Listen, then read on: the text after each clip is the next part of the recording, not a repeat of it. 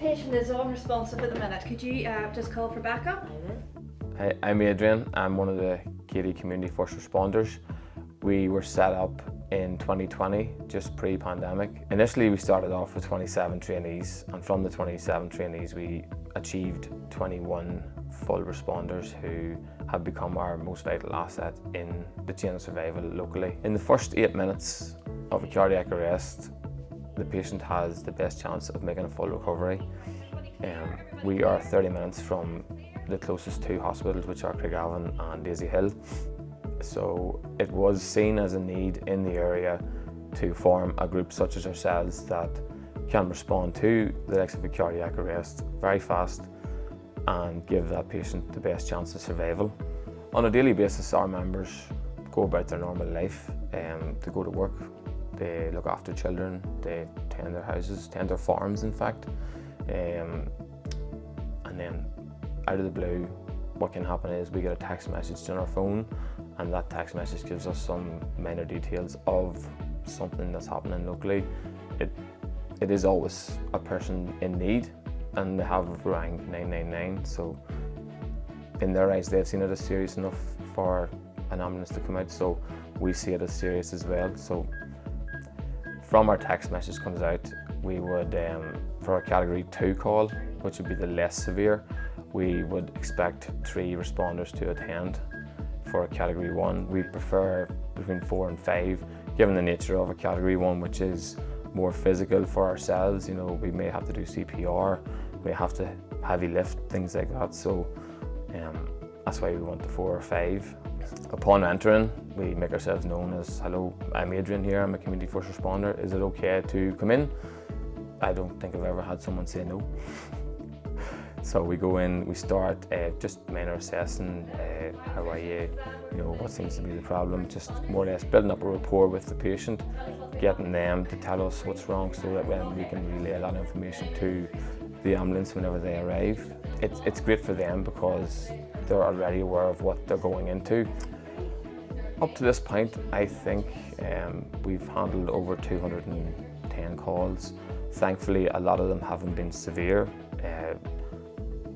A fair amount of them have been more or less, coming in, making sure that the patient is comfortable. Okay, so sitting right up, straight back. Okay. I'm trying to slow your breathing down. Okay, so with me, in through the nose. And out. Everybody's acutely aware of how under pressure the health service and the ambulance service are. We have an appreciation of how much they have to go through on a daily basis. Like, we get a call, 2 calls, maybe 3 calls a week. These people are getting calls every single day, 5 and 6, maybe more. We just don't know. They do long hours.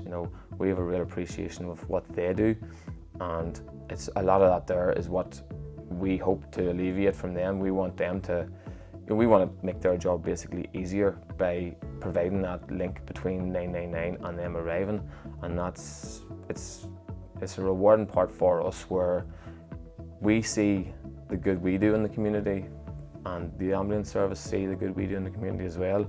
And yes, we're voluntary, but the rewards we receive personally and from the wider community are amazing, I have to say.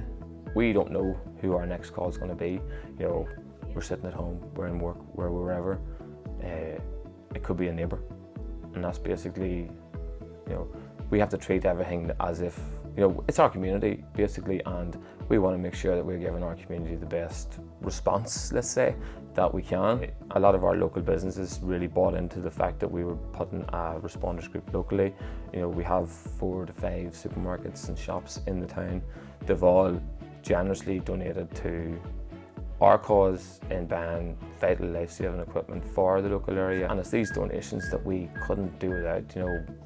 Our community, our local area, our rural area would be greatly disadvantaged without these generous donations. We have 21 members. We don't all have defibrillators. Our hopes for the future are that we receive enough funding to buy defibrillators for all our members, bag valve masks, different life-saving equipment that we would have in our bag to go to calls. We're hoping that we can reach out to other areas that may be undercovered. But as I say, I'm 2 mile one side of Keady.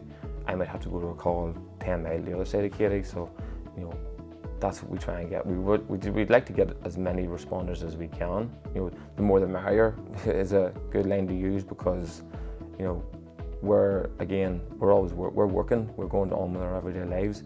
The more we have responding to calls, the better chance that a patient has of receiving the care when they need it. I remember standing at the end of a bed and the patient looking up at me going, "What are you doing here? You know, I know you." Like, you know, I got that feeling where, you know, I shouldn't have been there. Like, but then when I started talking about, you know, I'm one of the responders locally, like, you know, there was an immediate ease with that patient, and then it sort of opened up. Maybe they wouldn't have done, like, you know, if it hadn't been a responder, if it just had been a neighbour. But you know, because you're wearing the high-vis jacket, they automatically assume maybe you're part of the ambulance service, and you know, they're surprised to see you. But in a good way, you know, that's what we're all about as well. It's, you know, it's our community we're looking after, and you know, that's really and truly what we're about, and that's what the whole reason why we set up in the first place was, to look after that kind of person.